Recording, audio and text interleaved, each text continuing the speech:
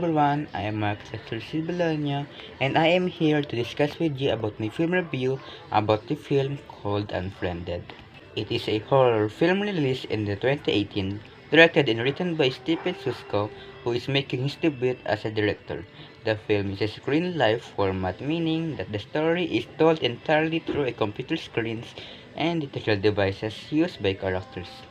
The cast includes Colin Woodall as Matthias, Rebecca Rittenhouse as Rena, Betty Gabriel as Nari, Andrew Lee as Damon, Connor Lill as Adge, Stephanie Adge as Amaya, and Sabira Vidyani as Lex.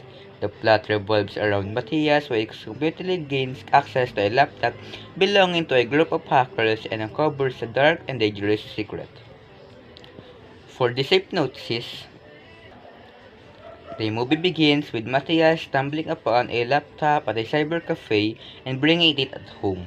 His initial plan is to work on an app for American Sign Language to impress his girlfriend, Amaya, but the relationship takes a hit due to communication issues. During a Skype call with his friends for their weekly board game night, Matthias is bombarded with messages from someone named Erica for a person named Nora on a laptop. While showing his friends a folder called Contributions, Matthias reveals that he has been working on a horror game featuring real-life footage of people being brutally tortured and killed, which shocks everyone except Nari. Matthias then later did a huge mistake, which is withdrawing the money of the person who owns the laptop for insurance of the girl that got abducted. The group receives a message threatening their lives if they try to disconnect or contact the authorities.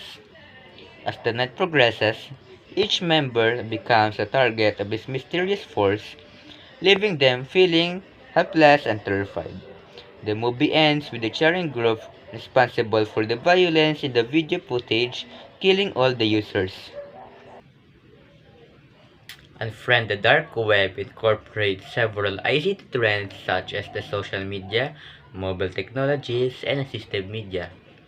In terms of social media, the movie features the use of Facebook for communication between Matthias and his friends, such as his girlfriend Amaya, as well as the communication between Charon 4 customers and him and Matthias. Skype is also featured in the movie during the friends' weekly board game night and when they're discussing how to reveal the secret files of the laptop. Additionally, Spotify is used at the beginning of the film when Matthias plays his playlist named Amaya. YouTube is also utilized later in the film when the Charon enter the Skype call to show how they gain information about Lex and to display disturbing footage of Lex's death. The film also highlights the use of assistive media as Matthias creates an application called Papaya that records voices and translates them into a sign language to help Amaya understand him better. Overall, Unfriended Dark Wave portrays the ways in which these ICT trends can be used for both positive and negative purposes, and how they can impact individuals and society as a whole.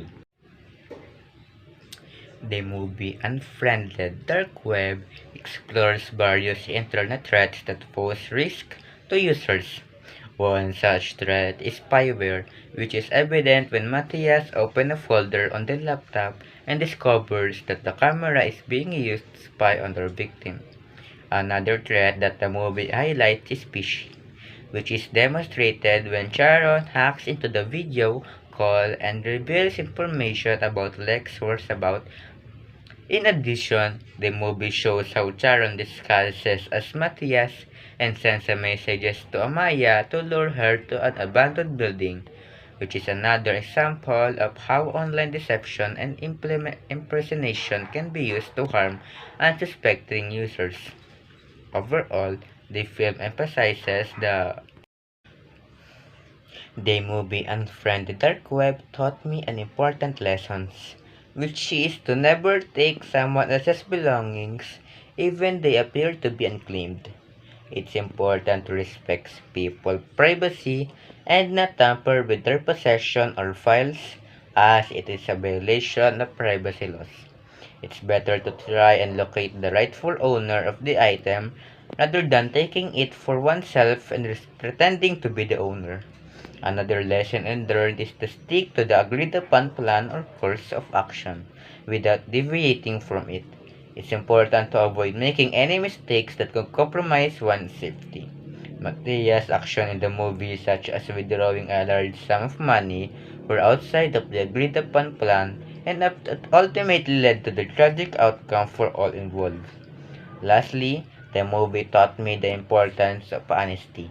It's always better to be truthful and avoid lying, as deceitful behavior can have a serious consequences.